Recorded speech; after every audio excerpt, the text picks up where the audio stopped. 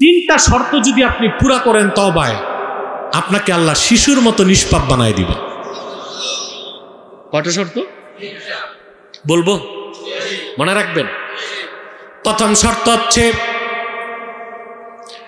আইয়ুকলি আনিল মাসিয়াহ, যে গুনাহ বান্দা করবে তওবা করার আগে গুনাহ ছাড়তে হবে। সুদ খাবেন তওবা করবেন, তওবা হবে না।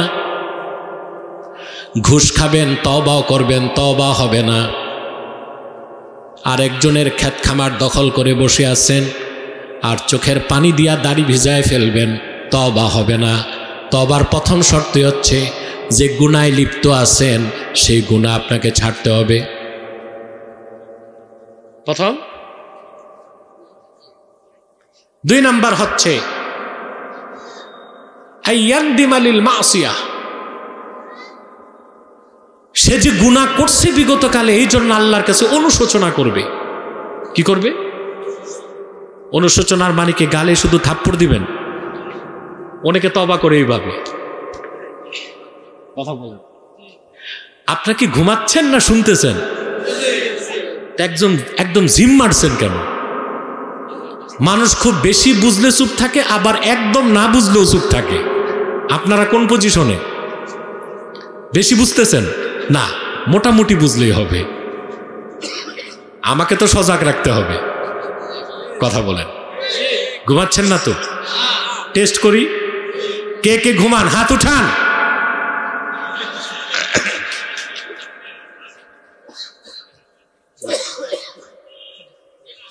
আমার ইনভেস্টিগেশনে ধরা খেয়েছে মাত্র 1 জন।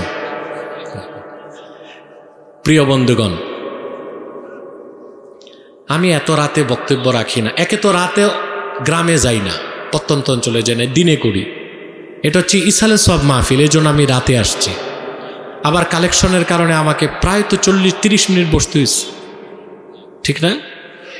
অথচ কালকে আমার দিনে প্রোগ্রাম কিশোরগঞ্জ, রাতেও প্রোগ্রাম আছে, কিন্তু আপনাদেরকে ছেড়েও যেতে পারতেছি না, কষ্ট পাবেন আপনারা। তারপরও আমি প্রয়োজনীয় কথা বলেই বিদায় নিব ইনশাআল্লাহ। প্রিয় বন্ধুগণ, 2 নম্বর শর্ত কি? প্রথম হচ্ছে তওবার আগে গুনাহ কি করতে হবে?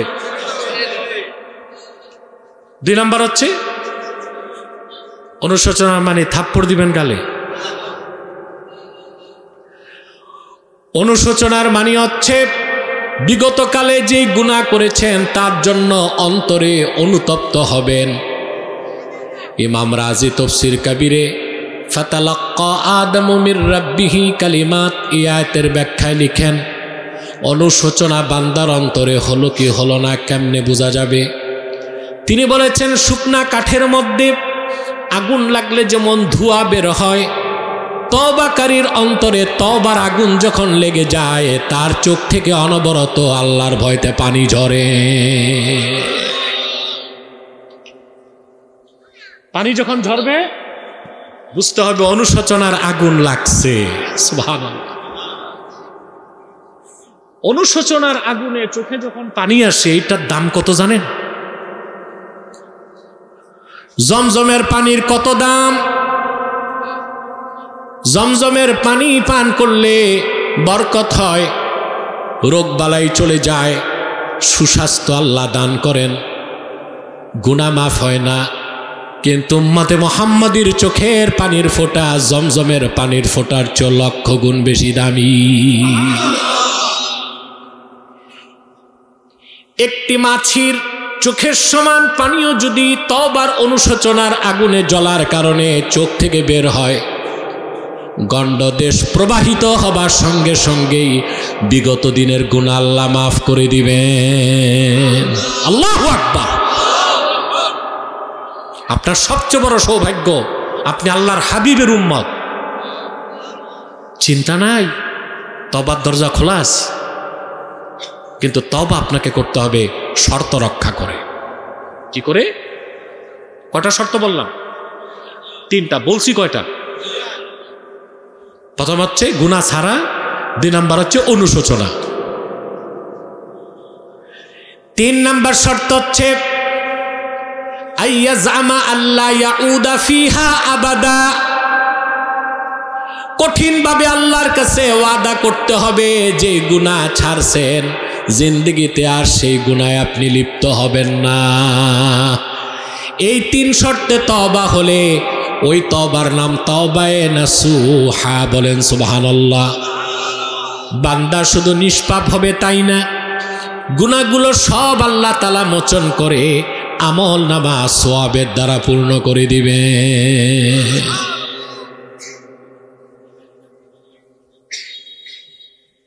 নিয়ে আসো। আবার পিছনে আওয়াজ কেন? তোমরা 2-4 জন যুবক যাও, একটু পরিবেশটা ঠিক করে আসো, যাও, আওয়াজ না করে নিঃশব্দে। না, মাঠ থেকে কেউ উঠবে না, মাঠ থেকে উঠতে হবে না, বসো। প্রিয় বন্ধুগণ, কয়টা শর্ত শুনলেন? এই 3 শর্ত পুরা করবেন? আমি বলি আপনি গণনা করেন। গুনাহ ছাড়া, অনুশোচনা, আর কখনো করব না, বাস 3 শর্ত পূরণ করে তওবা করছেন, আল্লাহ গুনাহ মাফ করবেন, সওয়াব দিয়ে আমলনামা ভরে দিবেন। আল্লাহ রাব্বুল আলামিন বলেন, ইল্লা মান তাবা ওয়া আমানা ওয়া আমিলা আমালান সালিহান ফাউলাইকা ইউবাদদিলুল্লাহু সাইয়্যাতিহিম হাসানাত ওয়া কানাল্লাহু গফুরার রহিমা। আর যারা তওবা করলো, ঈমান আনলো, নেক আমল করলো, আল্লাহ তাদের জীবনের গুনাহগুলোকে সওয়াবের দ্বারা বদল করে দিবে। কয় শর্ত? প্রথম হচ্ছে গুনাহ ছাড়া, 2 অনুশোচনা, 3 আর কখনো তওবা হয়ে যাবে, আল্লাহ ক্ষমা করে দিবে। একটা জটিল বিষয় আছে, বলবো? কথা বলে না, কান পেতে শুনতে হবে। এটা হচ্ছে যদি আপনি গুনাহ করে পাহাড় বানায় ফেলেন, আল্লাহর হক নষ্ট করেন।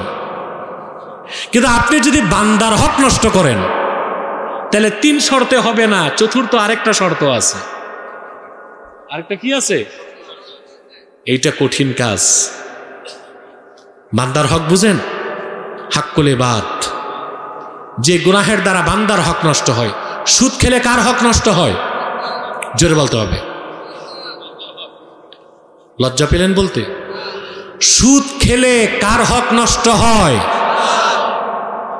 সুদ দেশে বাড়ছে না কমছে?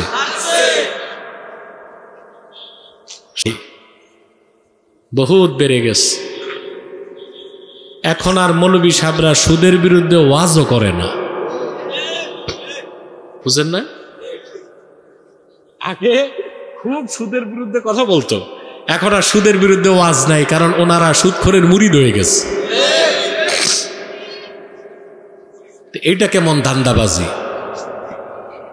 যে কখনো সুদের বিরুদ্ধে ওয়াজ, কখনো সুদের বিরুদ্ধে ওয়াজ থাকবে না? এটা কি হয় না? সবসময় সুদের বিরুদ্ধে থাকবো আমরা? থাকবো না। সুদ খেলে কার হক নষ্ট হয়? কত বড় হক নষ্ট হয় চিন্তা করতে পারবেন? ঘুষ খেলে কার হক নষ্ট হয়? পাল্লায় ওজনে কম দিলে, আরেকজনের জমিন বিক্রি করে ফেললে। এখন আপনি এইভাবে বান্দার হক নষ্ট করছেন, রাজনীতি করছেন, গম চুরি করছেন, রিলিফের মাল চুরি করছেন, কালবাটের টাকা খাইছেন। এখন শেষকালে দাড়িগুলো পাকছে, তওবা করে পীরের মুরিদ হয়ে নাজাত পেয়ে যাবেন, এত সহজ? চতুর্থ শর্ত পূরণ করতে হবে। চতুর্থ শর্ত কিভাবে পূরণ করবেন? হানাফি ফোকাহাগণ লেখেন, যেভাবে যতটুক বান্দার হক আপনি নষ্ট করবেন, সবটুকুন হক আল্লাহর বান্দাদেরকে ফেরত দিতে হবে। যদি ফেরত দিতে না পারেন, 2টা প্রশ্ন, সব কি করতে হবে? এখন মনে করেন আপনি একজন রাষ্ট্রের বড় কর্মকর্তা, সচিব মনে করেন। এখন আপনি তো ফাইল ঠেকায়া খাইছেন শুধু জীবনভর, কথা বলেন। এক একজন পূর্ণাঙ্গ সচিবের বেতন হয় বাংলাদেশে ৭৮,০০০ টাকার কিছু বেশি, আনুষঙ্গিক সব সুবিধা নিয়ে ১ লাখ টাকার কিছু বেশি। কিন্তু আমাদের দেশে সচিব যারা একবার হয় তারা লালে লাল হয়ে যায়, ১,০০০ কোটি টাকার মালিক। বিগত জালেম সরকারের সময় এক সচিব ছিল, লন্ডনে সে 18টা বাড়ি কিনছে, অথচ তার বেতন ছিল ১ লক্ষ টাকার কিছু বেশি। কাঠটা চুরি করছে কতজনের? 18 কোটি মানুষের সম্পদ ভক্ষণ করেছে, লুণ্ঠন করেছে, ঠিক কিনা বলে? এ টাকা ফেরত আসছে? আশা রাখা যায় ফেরত আসবে? জি না।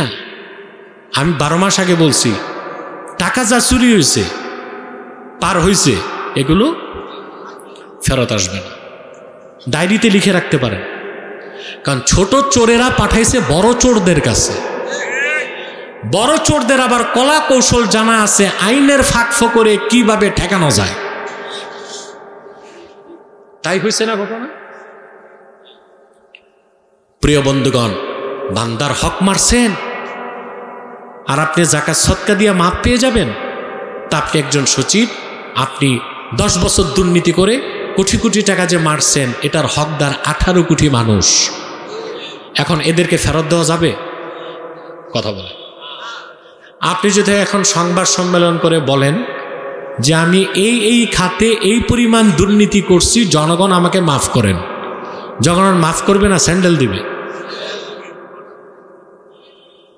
তা উপায় কি? উপায় নাই? আছে উপায়। হানাফি আইন শাস্ত্রবিদগণ বলেন, সুদের টাকায়, ঘুষের টাকায়, পরেরটা মেরে খাওয়ার টাকায় যে প্রপার্টি হবে, সম্পদ হবে, সবটুকুন গরিব মিসকিনকে দান করে দিতে হবে। সোয়াবের কোনো প্রত্যাশা রাখা যাবে না, সব দান করে দিতে হবে, সোয়াবের আশা করা। তাহলে তবার শর্ত কয়টা? আল্লাহর হক নষ্ট করলে কয়টা হক? কয়টা? 3টা। আর সাথে বান্দার হক নষ্ট হইলে হক শর্ত কয়টা? 4টা। আমরা এইভাবে ক্ষমা চাইব, তবা করব? আল্লাহ বলেন, যারা ইমানদার তারা আল্লাহর কাছে বলে যে আল্লাহ, আমরা ইমান আনছি, আমাদের গুনাহ তুমি মাফ করে দাও। আমরা কি শিখলাম? যার ইমান যত বেশি সে তত বেশি আল্লাহর কাছে ক্ষমা চাইবে। শুধু গুনার কারণে ক্ষমা চাওয়া গুনাহগারের কাজ, আর ইমানদার ক্ষমা চায় তার দারাজাতকে বুলন্দ করার জন্য, আল্লাহর নৈকট্য লাভ করার জন্য। বলেন সুবহানাল্লাহ। এখন এই রকম ইমান কাদের? যারা গুনাহ না করলেও তওবা করে। প্রশ্ন আসে না? 5টা বৈশিষ্ট্য তাদের। কয়টা? আমি বলি, আপনি গণেন। আস-সাবিরিনা ওয়াস-সাদিকিনা ওয়াল-কানিতিনা ওয়াল-মুনফিকিনা ওয়াল-মুস্তাগফিরিনা বিল আসহার। যারা ধৈর্যশীল, সুবহান, সবর। হাদিসে বলা হয়েছে, ইন্নাস সাবরা দিয়া, সবর হচ্ছে মুমিনের অন্তরের জ্যোতি। যে যত বেশি আল্লাহর খুশির জন্য সবর করে, তার হৃদয়ের জ্যোতি তত বাড়তে থাকে। বলেন সুবহানাল্লাহ। কিন্তু নৃতাত্ত্বিক সমস্যা, বাংলাদেশে জাতি হিসেবে আমরা ধৈর্যশীল না। কথা বলেন। বাঙালি, বাংলাদেশি জাতি হিসেবে ধৈর্যশীল না অধৈর্যশীল? এটার প্রমাণ পাওয়া যায় কোথায়? বাস স্টেশনে, লঞ্চ ঘাটে।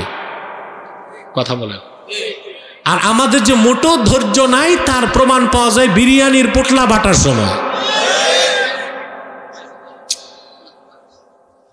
কথা বল। আহারে, বিরিয়ানির পোটলা যখন দেয়, কি ভালো ভালো মানুষ ধৈর্য হারায় ফেলে, 2 হাত বাড়ায়।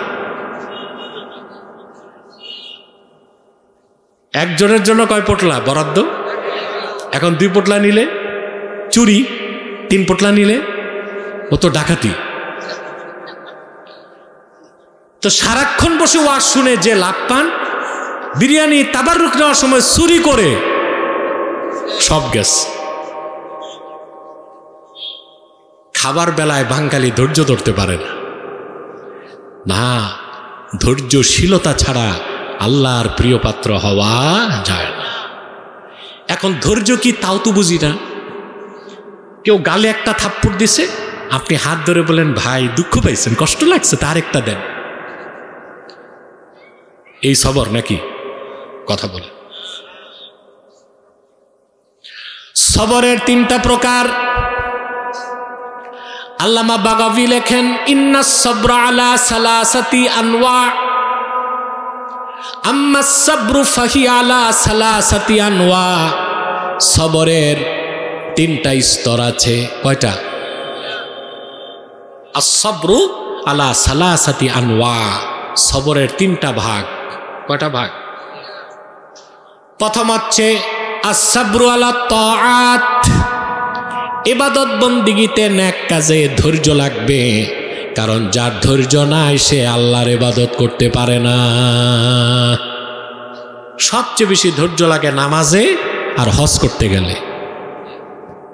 দেখবেন যাদের ধৈর্য নাই, সবর নাই, এরা জুমার দিন মসজিদে যে লাফালাফি বেশি করে। কথা বলে না? কি করে? 5টা মিনিট ইমাম সাহেব দেরি করছে, কাশি দেয়। ইমাম সাহেব টাইম চলে যাচ্ছে, মসজিদে গেলে টাইম গণো, চায়ের স্টলে তার টাইম দেখো না। সলিমুদ্দিনের এমন ব্যস্ততা, মনে হয় মসজিদ থেকে বের হয়ে প্লেনের সিঁড়িতে উঠবে, দেখা যায় না, বিয়ে বাড়িতে যে থালাবাটি নিয়ে বসে আছে। ঠিকটা তো ঠিক মতো কইলা না? তার মানে আল্লাহর ঘরে ওর ধৈর্য নাই।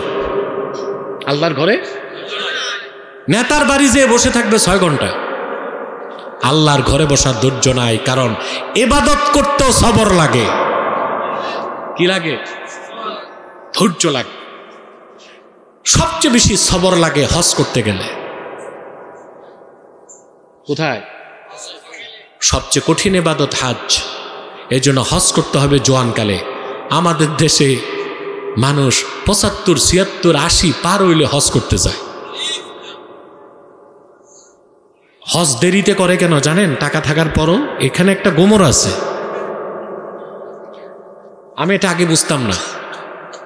ওই বহু আগে আপনাদের কচুয়াতে প্রোগ্রামে গেছি, এলাকার এক মেম্বার বুড়া হয়ে গেছে, দাড়ি পাকছে, বুড়ুও পাকছে, মেম্বারই করে। তো তার ছেলেরা এসে বিচার দিচ্ছে যে বাবাকে হজে পাঠাতে চাই, বাবা হজ করে না। আমি বুড়াকে ধরছি, এইরকম খোশ কিসমত চায় না, এটা কোন পাগল? তা আমাকে বুড়া জবাব দিয়েছে, হুজুর মেম্বারিতে এখনো বাকি আছে। এরে সাইরালাই মেম্বারিটা করে কত গুনার কাজ হবে, মানে চুরি চামারি ছাড়বে না, তারপরে হজ করে গুনাহ মাফ করবে। নাউজুবিল্লাহ বলবেন। হজ করতে হয় জোয়ানকালে। এক বুড়া হজ করতে গেলে আরো 10 জনের সমস্যা করে। হাজিরা ধৈর্য রাখে না বাঙালিরা। বাঙালি হাজিরা যখন যায়, আমি দেখছি আরাফার ময়দানে হাজি আর মুআল্লিম ঝগড়া করতেছে। কি নিয়া লাগছে? দুপুরের খাবার পায়নি। বেটা হজ করতে গেছে, একবেলা না খেয়ে থাকতে পারো না, তার কারণ একটাই, সবর নাই। প্রত্যেকটা নেক কাজে সবর লাগে। সবর 3 প্রকার। তার প্রথমটা হচ্ছে সাবরু আলা তাআত, দ্বিতীয়টা হচ্ছে সাবরু আনিল মাআসিম, গুনার কাজ থেকে বাঁচার ক্ষেত্রে সবর লাগে। এই দুনিয়ায় প্রত্যেকটা গুনার কাজ সুশোভিত, চিত্তাকর্ষক, বড়ই মনোরম, মজা লাগে। সেই জন্য যার সবর নাই সে গুনার কাজও ছাড়তে পারে না। পারে? কথা বলেন। প্রত্যেকটা গুনার কাজ, চুরি চামারি, চাঁদাবাজি, বদমাশি, জেনা, বেবিচার, নেশা, সব গুনার কাজ খুবই চিত্তাকর্ষক। এটা ছাড়ার জন্য সবর লাগে। 3 নাম্বার হচ্ছে আস-সাবরু আলাল মাসায়েব, বিপদে আপদে মুসিবতে সবর ধরা। এটা হচ্ছে 3 নাম্বারে। কিন্তু আমরা আর 2টার খবর নাই। 3 নাম্বারে কি? যত বড় বিপদ হোক, মুসিবত হোক, নিরাশ হওয়া যাবে না, আল্লাহর উপর ভরসা রাখতে হবে, সবর করতে হবে। আমি একটা হাদিস শোনাই, সবর আর তাকওয়ার ব্যাপারে বলবো। রাসূলুল্লাহ সাল্লাল্লাহু আলাইহি ওয়াসাল্লামের জলিলুল কদর সাহাবী ছিলেন হযরতে আউফ ইবনে মালিক আল আশজাঈ রাদিয়াল্লাহু তাআলা জলিলুল কদর সাহেব, ওনার একটাই ছেলে ছিল, ছেলেটাকে কাফেররা নিয়ে বন্দি করে ফেলছে। যার একটা ছেলে, এটা যদি বন্দি হয় কেমন লাগে বাবার কলিজায়, আর মায়ের কলিজায় কেমন আগুন লাগে।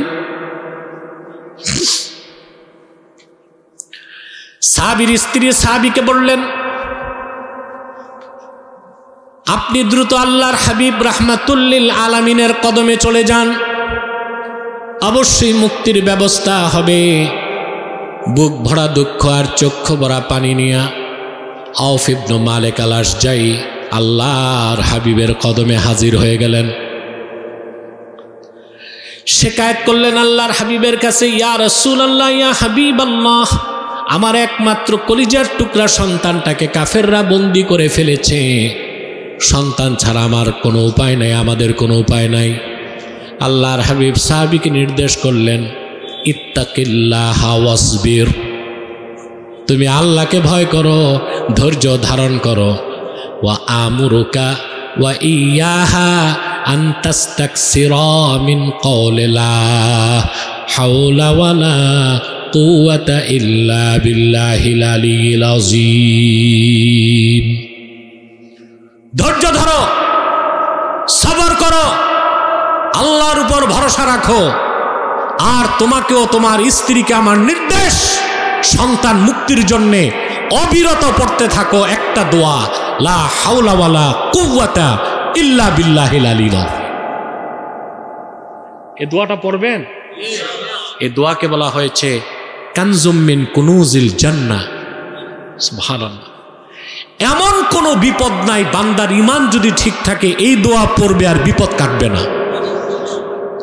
আপনারা বিপদের সময় ধৈর্য হারাই ফেলেন, হাই হুতাশ করেন, ঠিক না? আগে দৌড় দেয় পুলিশের কাছে, অসুস্থ হইলে ডাক্তারের কাছে, কথা বলে না। রাতে তাহাজ্জুদ নামাজ পড়ে হাত দুইটা আল্লাহর কাছে তুলে দেন, ধৈর্য ধরবেন, লা হাওলা ওয়ালা কুওয়াতা ইল্লা বিল্লাহিল আলিয়্যিল আযীম পড়বেন। পাহাড় সমান বিপদকে আল্লাহ তাআলা পানির মতো তরল করে দিবেন। আউফ ইবনে মালিক আল আশজাঈ রাদিয়াল্লাহু তাআলা আনহু চোখের পানি মুছতে মুছতে বাড়ি আসলেন। স্ত্রী জিজ্ঞেস করলেন, আল্লাহর হাবিব কি নির্দেশ করেছেন? তিনি বললেন, ইন্না রাসূলুল্লাহি সাল্লাল্লাহু আলাইহি ওয়াসাল্লাম আমারানি ওয়া ইয়াকে আন নাস্তাকসিরা মিন কওলি লা হাওলা ওয়ালা কুওয়াতা ইল্লা বিল্লাহিল আলিয়্যিল আযীম। জীবন সঙ্গিনী স্ত্রী শোনো, আল্লাহ রসুল আমাকেও তোমাকে নির্দেশ করেছেন আমরা যেন সন্তান মুক্তির জন্যে লা হাওলা ওয়ালা কুওয়াতা ইল্লা বিল্লাহ দোয়াটা বেশি বেশি পড়ি। সাহাবী ও তার স্ত্রী আল্লাহর উপর ভরসা করলেন, আল্লাহকে ভয় করলেন আর দোয়া পড়তে লাগলেন। অপরদিকে তার সন্তান মুক্তির দায়িত্ব আল্লাহ নিজের হাতে তুলে নিলেন। হাদিস সাক্ষ্য দেয়, আউফ ইবনে মালিক আল আশজাঈর সন্তান যেখানে বন্দী ছিল, আল্লাহ তাআলা তার সন্তানের দিক থেকে কাফেরদের দৃষ্টিটা ঘুরায় দিলেন। সন্তানের হাতের বাঁধন ঢিলা হয়ে গেল, সে সোজা দাঁড়িয়ে মুক্ত হয়ে হাঁটতে লাগলো। কিছু দূর আসার পর চিন্তা করলো, বাড়িতে তো খাবার দাবার কি আছে জানি না, কামাই রোজগারও ছিল না, বাড়িতে যে আমি কি খাবো, বাবা মাকে কি খাওয়াবো। মরুভূমির মধ্যে কাফেরদের হাজার হাজার বকরি চড়ছিল। আউফ ইবনে মালিক আল আশজাঈর সন্তান বকরিগুলোর পিছনে যে একবার শুধু বলল, চলো তোমরা আমার সাথে বাড়ি আসো। হাদিস সাক্ষ্য দেয়, হযরতে আউফ ইবনে মালিক আল আশজাঈর কলিজার টুকরা সন্তান তার মায়ের কোলে ফিরে এসেছে। সঙ্গে গরিমতের মাল হিসেবে কাফেরদের 4000 বকরিও তার বাড়ি চলে গেছে। ইমানের সাথে সবর লাগবে। কি লাগবে? সবর করবেন। ইমানটা যদি ঠিক থাকে, সবর যদি করেন, কোনো বিপদ আর বিপদ থাকবে না। তাহলে কয়টা সবরের কয়টা স্তর? আস-সাবরু আলা তাআত, আস-সাবরু আনিল মাআসিম, আস-সাবরু আলাল মাসায়েব। এই 3 প্রকার সবর যদি ধরতে পারেন, আল্লাহ আপনাকে সাবিরিনের কাতারে জায়গা করে দিবেন। স্বেচ্ছায় সানন্দে স্বতঃস্ফূর্তভাবে মনের আনন্দে তাদের সকলকে আমার পক্ষ থেকে হৃদয় নিংড়ানো ভালোবাসা, শুভেচ্ছা এবং অভিনন্দন জ্ঞাপন করছি। আগের সাউন্ডটাই ঠিক ছিল, বারবার ধরবা না, সেটিং করে পিছিয়ে যাব। সকলকে আমার পক্ষ থেকে মোবারক জ্ঞাপন করছি। সবটুকুন শুকরিয়া আল্লাহ তাআলার জন্য, যিনি আজকের বরকতপূর্ণ মাহফিলে আমাদেরকে আসার ও বসার তৌফিক মেহেরবানি করে ভিক্ষা দান করেছেন। সেজন্য আসুন আমরা সকলে একবার অবনত চিত্তে হৃদয়ের আবেগ অনুভূতি উজাড় করে, রাতের নীরবতা ভঙ্গ করে, সিংহের মতো গর্জন করে একবার বলি আলহামদুলিল্লাহ।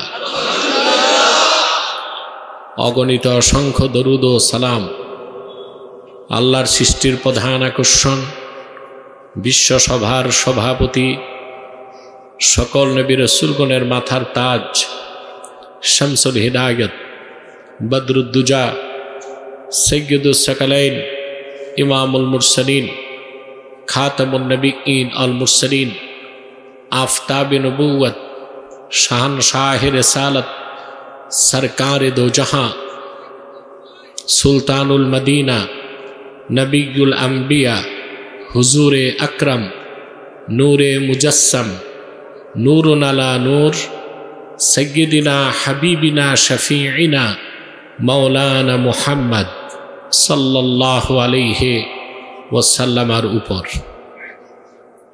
আল্লাহ তাবারক ওয়া তাআলা যাকে আজ থেকে প্রায় ১৫০০ বছর আগে প্রেরণ করেছেন সর্বশ্রেষ্ঠ ও সর্বশেষ নবী ও রাসূল হিসেবে, যার পরে আজ পর্যন্ত পৃথিবীতে অবশ্যই কোনো প্রকার নবী কিংবা রাসূল অবশ্যই আসে নাই, অবশ্যই এখনো নাই, অবশ্যই কিয়ামত পর্যন্ত আসবে না। সম্মানিত সুধী, এটা বন্ধ করে দাও, ঘুরিয়ে দাও।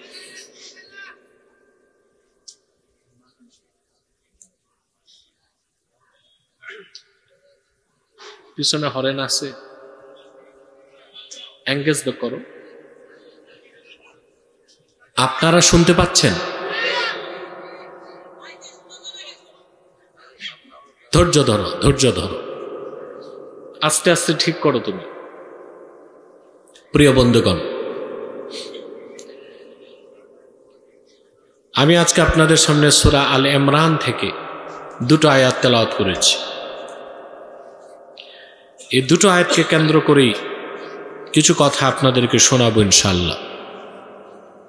আপনারা যে এখানে কষ্ট করে এসেছেন, রাত জেগে বসে আছেন কিছু পাওয়ার আশায়, কি বলেন ভাই? কিছু আশা আছে। আমরা যত ইবাদত বন্দিকে করি উদ্দেশ্য একটাই, আল্লাহর সন্তুষ্টি পাবো কিনা, ঠিক না? প্রত্যেকটা মানুষের জীবনের, মমিন বিশ্বাসী মমিনের জীবনের সবচেয়ে বড় চাওয়া আল্লাহর প্রিয় পাত্র হওয়া। এখন কারা আল্লাহর প্রিয় পাত্র? সুবহানাল্লাহ। তাদের কিছু পরিচয় আল্লাহ তাআলা সূরা আলে ইমরান 16 এবং 17 2টো আয়াতের মধ্যে তুলে ধরেছেন। আপনাদের কুমিল্লার মানুষ অলি ভক্ত মানুষ, ঠিক না? আমরা অলি ভক্ত, কিন্তু অলি হবার চেষ্টা করি না। অলি হবার, বন্ধ করে দাও ফোন টোন, একেবারে ক্লোজ, লেখালেখি বন্ধ করো এখন না। অলি হতে বংশ লাগে না, টাকা লাগে না, পয়সা লাগে না, 2টো জিনিস লাগে, ঈমান আর তাকওয়া। সুবহানাল্লাহ। মেম্বার হতে কষ্ট আছে, চেয়ারম্যান হতে কষ্ট, এমপি হতে আরো কষ্ট, এখন তো নমিনেশনে পেলেও 10 কোটির কমে কেউ নির্বাচন করতে সাহস করে না, ঠিক না? আল্লাহর ওলি হওয়া খুব সহজ, মেহনত বেশি, ঠিক না? ওলি হওয়া সহজ, কিন্তু মেহনত।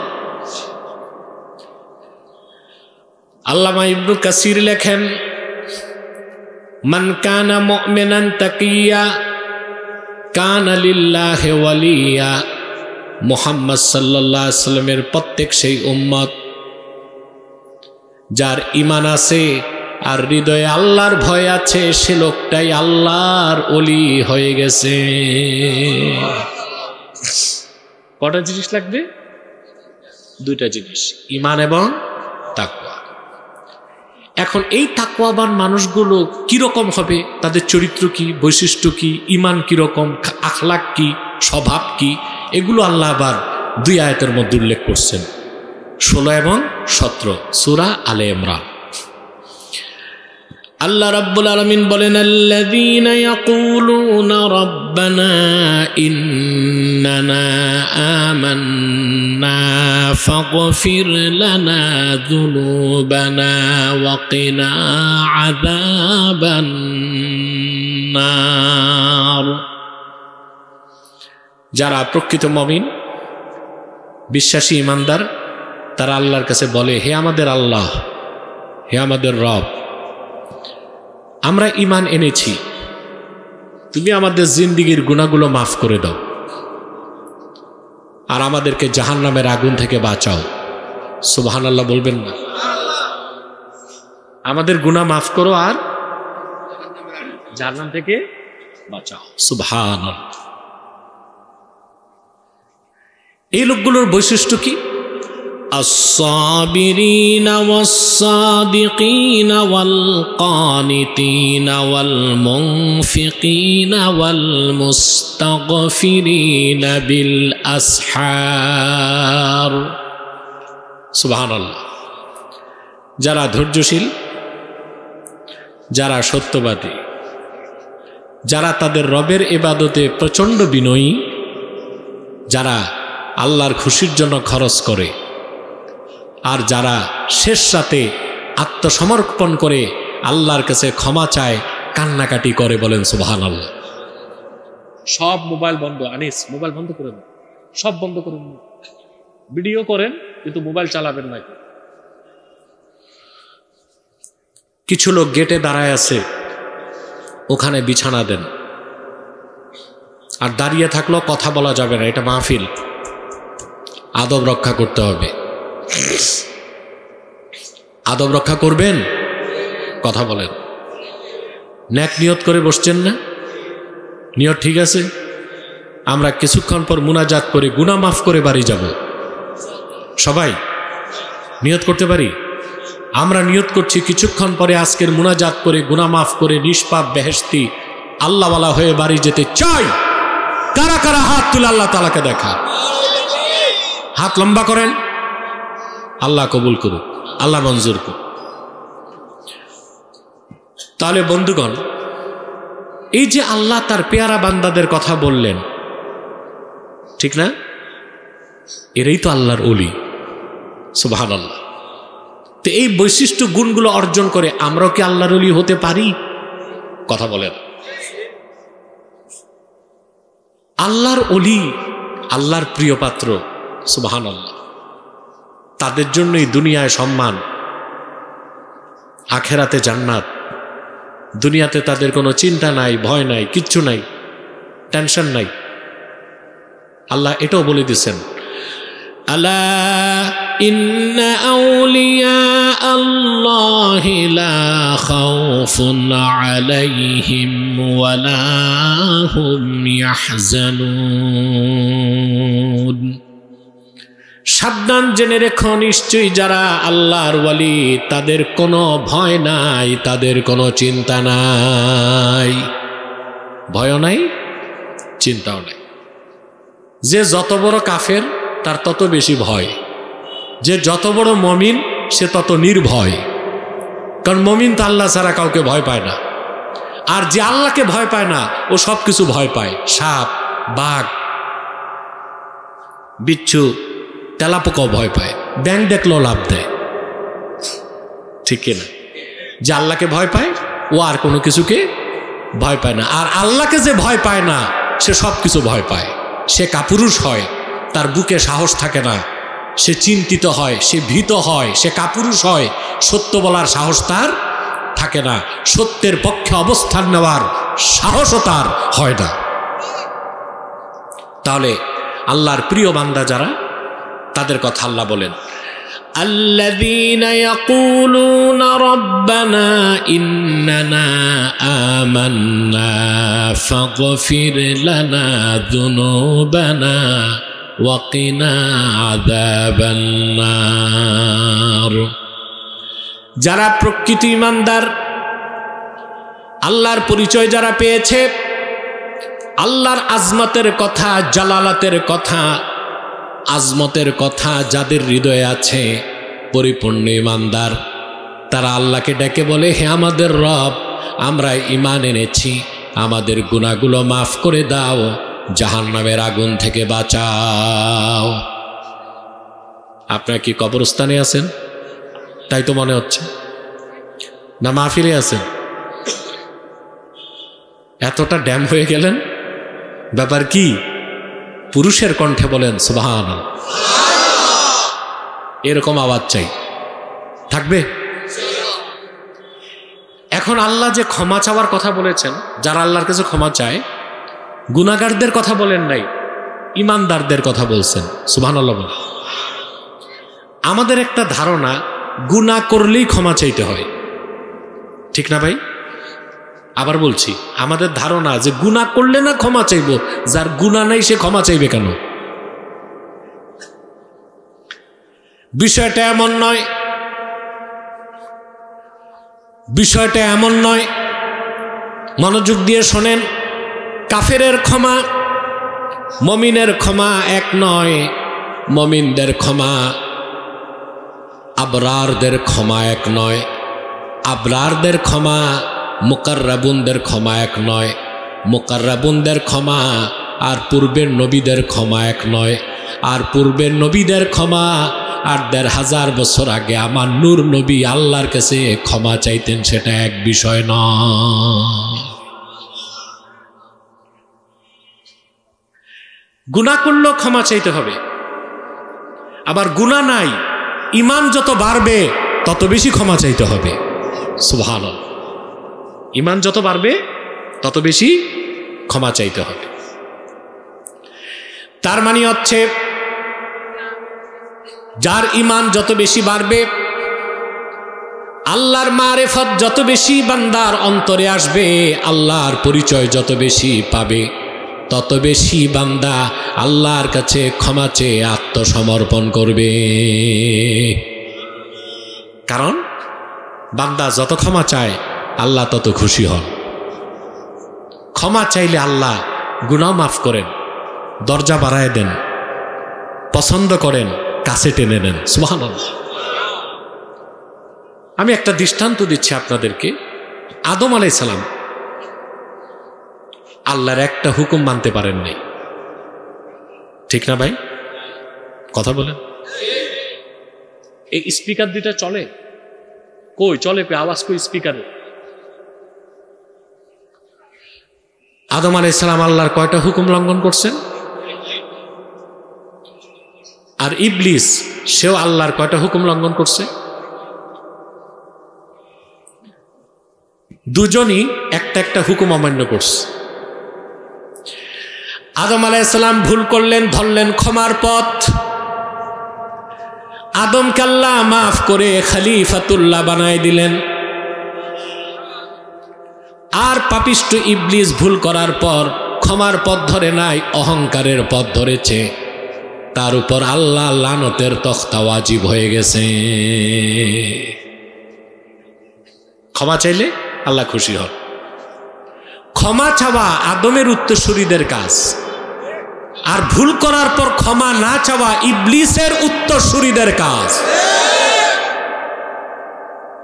আমাদের দেশে আছে বহুত বক্তা, বড় বড় ভুল করে কয় মাথা ঠিক নাই। তো মাথা ঠিক নাই মঞ্চে কেন? ওটা তো পাগলা গারদে থাকবে। ঠিকটা কি বুঝে করলেন? ঠিক। যার মাথা খারাপ এ থাকবে কই? এরে মঞ্চে দিলে তুই মান নষ্ট করবে। আদম আলাইহিস সালাম একটাই হুকুম মানতে পারে নাই। আল্লাহ রাব্বুল আলামিন আদমকে ডেকে বললেন, وَقُلْنَا يَا آدَمُ اسْكُنْ أَنْتَ وَزَوْجُكَ الْجَنَّةَ وَكُلَا مِنْهَا رَغَدًا حَيْثُ شِئْتُمَا وَلَا تَقْرَبَا هَذِهِ الشَّجَرَةَ فَتَكُونَا مِنَ الظَّالِمِينَ।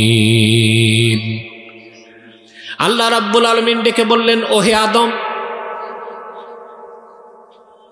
তুমিও তোমার স্ত্রী পরমানন্দে জান্নাতে বসবাস করো, যা খুশি তা বেশি বেশি খাও। সুবহানাল্লাহ। রাগাদান আই ওয়াসিআন, যত মন চায় খাও। বেশি খাবার জায়গায় তো বেহেশত, কম খাবার জায়গা কথা বলেন, কম খাওয়ার জায়গা। আমরা উল্টা করি, বেহেশতে মানুষ খাবে কোনো চিন্তা নাই, যা খাবে ঢেকুর দিবে সব নাই। দুনিয়ায় বেশি খাবেন প্রেসার হবে, অ্যাটাক হবে, স্ট্রোক হবে। না, আমরা দুনিয়ায় বেশি খাই, অবশ্য নিজের বাড়িতে না, দাওয়াত খেতে গেল। দুপুরে বিয়ের দাওয়াত, সকালে নাস্তা করে না, সকালে মনে করে পোষাইতে হবে। কি করতে হবে? তারপর যে এমন খাওয়া খায় আয়োজকরা ভয় পায়। আমি গল্প শুনছি, এক খাদক, খাদক বুঝেন? এজমর খাদক গেছে বিয়ে বাড়িতে, তো বন্ধু জিজ্ঞেস করছে কেমন চালাইলা? তো সে বলতেছে বেশি না, 8টা রোস্ট, 12টা ব্রোস্ট, 6 প্লেট পোলাও, 3 প্লেট জর্দা, 12 গ্লাস বোরহানি, 16টা কাবাব। আজকে শরীরটা ভালো না, চলে নেই। এই অসুস্থ দেহে এই অবস্থা, ভালো থাকলেও কি চালান চালাইতো।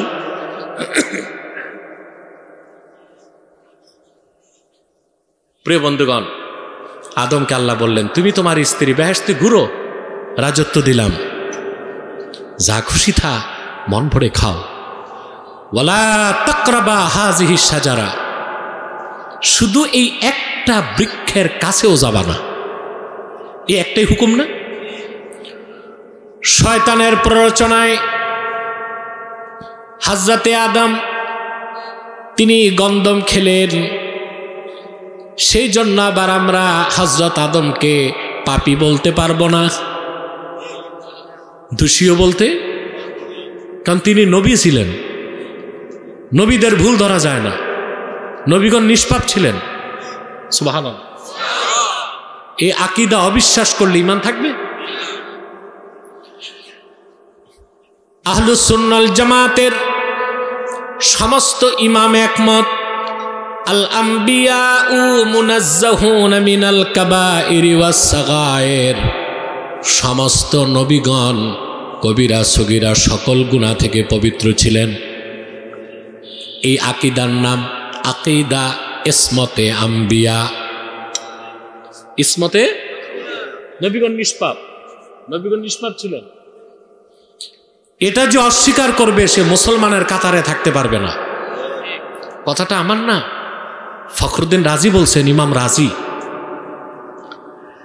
মান আনকারা ইসমাতাল আম্বিয়া ফাকাআন্নামা আনকারা রিসালাতা জামিল আম্বিয়া। নবীগণ নিষ্পাপ এই কথা যে মানল না, সেজন্য লক্ষাধিক নবীর নবুয়তকে অস্বীকার করল। আওয়াজ করে বলেন নাউজুবিল্লাহ। পিছনে কি হয়েছে? কেন ওখানে কি হচ্ছে? কোনো শব্দ হবে না। ওদিকে খাবার দাবার আছে, কি আছে? মেলা না মহিলা? কি? কোনো আওয়াজ হবে না।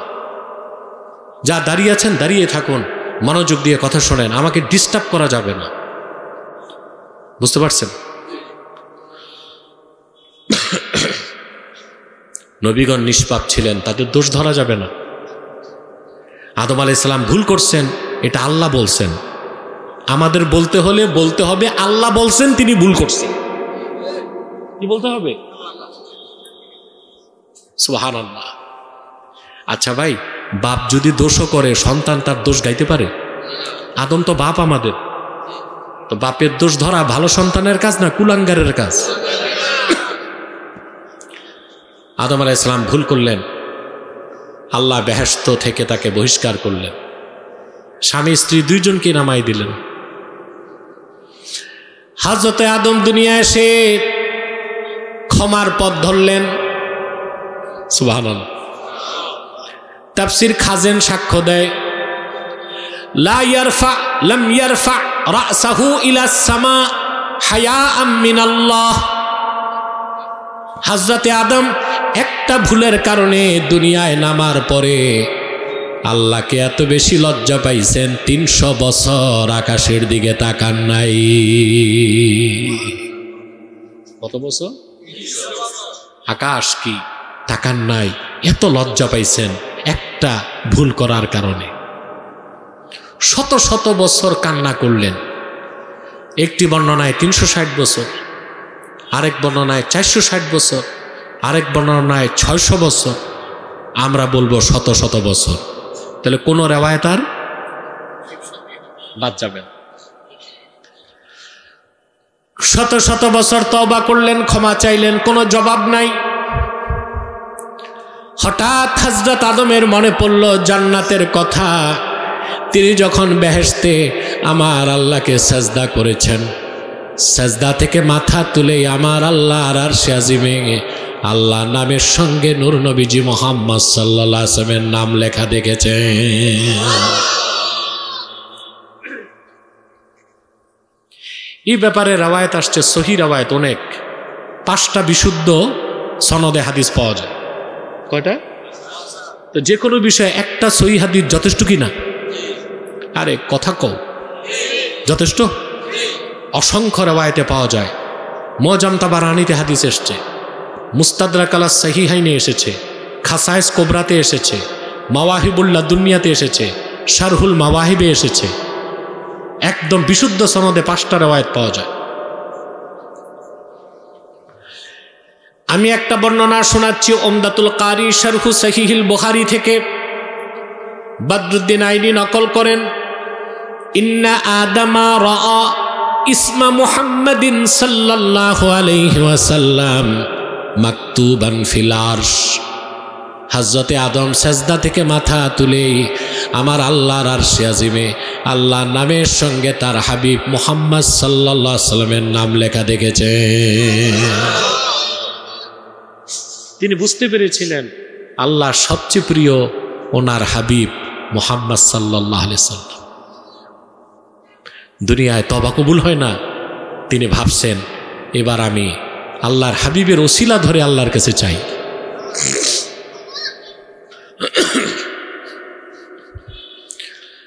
হযরতে আদম আলাইহিস সালাম হাত তুলে আল্লাহর কাছে চাইলেন, রব্বুল আলামিন আমি অন্যায় করেছি, গুনাহ করেছি, ক্ষমা চাই।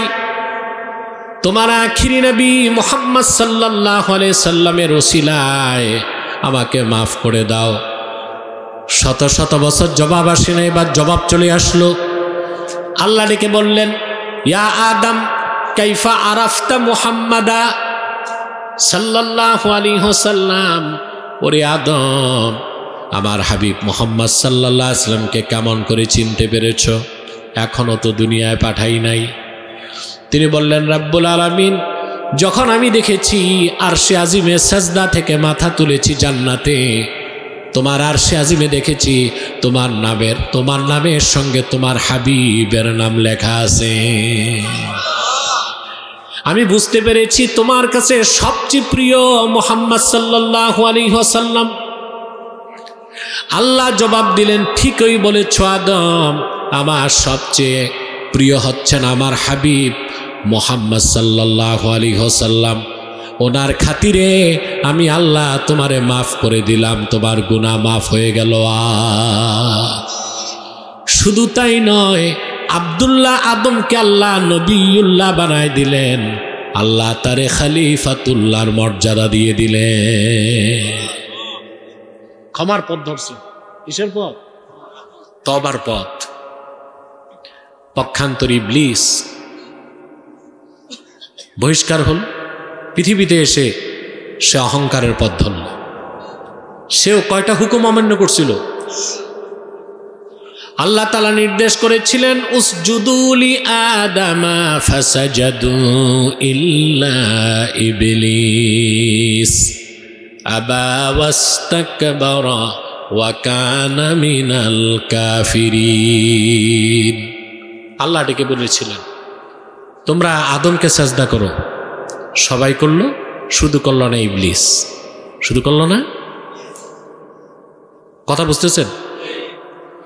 ইবলিস একটা যুক্তি দেখাইছিল যে আল্লাহ আমি তো আনা খায়রুম মিনহু খালাকতানি মিন নারি ওয়া খালাকতাহু মিন তিন। আল্লাহ তুমি আমারে বানাইছো আগুন দিয়া, আদমরে বানাইছো মাটি দিয়া, তো মাটির চেয়ে তো আগুনের দাম বেশি, তা আমি উত্তম হয়ে অধমকে সাজদা কেন করব? যুক্তি দিস। আমাদের দেশে অনেক নির্বোধ মৌলবী আছে যারা বলে যে মাটির চেয়ে নূরের চেয়ে মাটির দাম বেশি। যুক্তি দেয় নূরের ফেরেশতা মাটির আদমকে সাজদা করছে। আসল কথাটা তারা জানে না,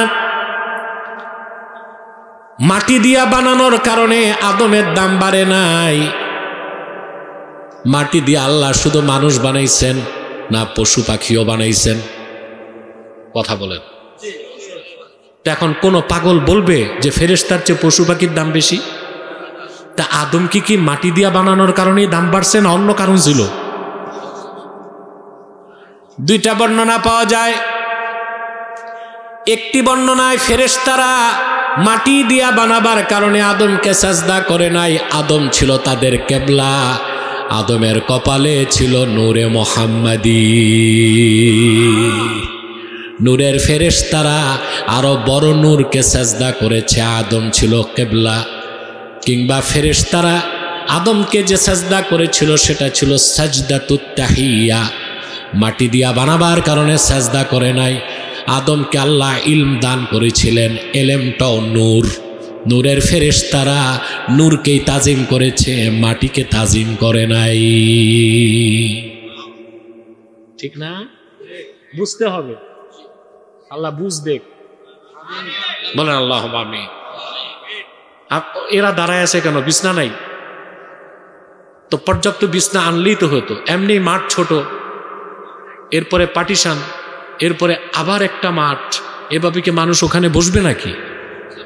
না, চাপলে তো কষ্ট হবে। একজনের অক্সিজেন আরেকজনের কানে লাগবে, দরকার নাই। ওখানে বিছানা থাকলে বসুক।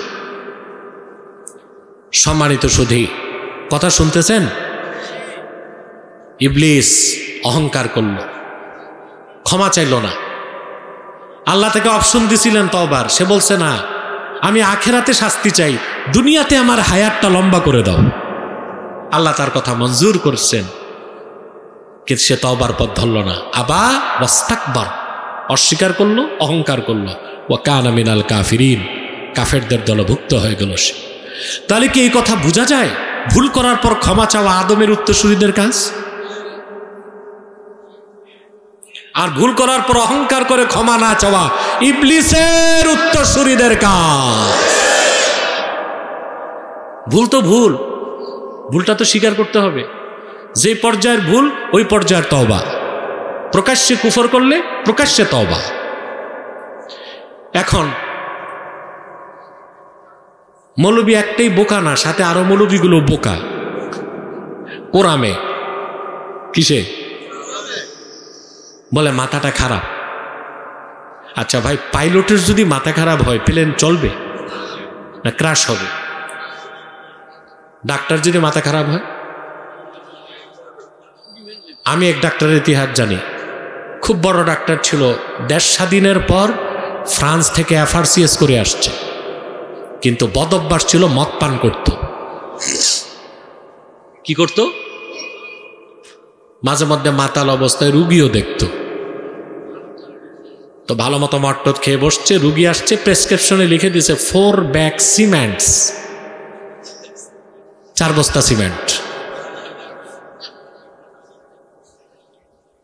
এখন রুগী প্রেসক্রিপশন নিয়ে ফার্মাসিস্টের কাছে যায়, ওরা তো এই ওষুধের নামও শুনে নেই, বলে ডাক্তার এটা কি লেখছে? আবার ফিরে আসছে, ডাক্তার কম্পাউন্ডার বুঝে গেছে স্যার কি জন্য কি কাজ করছে। ডাক্তার রুগীও দেখতেছিল, বিল্ডিং এর কাজও চলতেছিল, তো মিস্ত্রিকে লিখবে যে এটা রুগীরই লিখে দিছে 4 বস্তা সিমেন্ট। পাইলট যদি পাগল হয় প্লেন ক্রাশ হবে, ডাক্তার যদি মাতাল হয় রুগী মারা যাবে, বক্তা যদি পাগল হয় শ্রোতা কাফের হয়ে যাবে। কথা বলে, কারণ আপনারা তো ঠিকটা আগে বলেন, কি যে ঠিক তাও জানেন না। কথা বলেন। তাহলে ভাইরা আমরা কি সবক নিব? কি এখন সবক এটা, যার ঈমান যত বাড়বে আল্লাহর কাছে সে তত বেশি ক্ষমা চাইবে। এমন কোন গুনাহ নাই যার ক্ষমা নাই। নিরাশ হবেন না। নামাজ পড়েন নাই, রোজা রাখেন নাই, জিনা ব্যভিচার করেছেন, অন্যায় করেছেন, মুহাম্মদ সাল্লাল্লাহু আলাইহি সাল্লামের উম্মতের জন্য কিয়ামতের 160 বছর আগ পর্যন্ত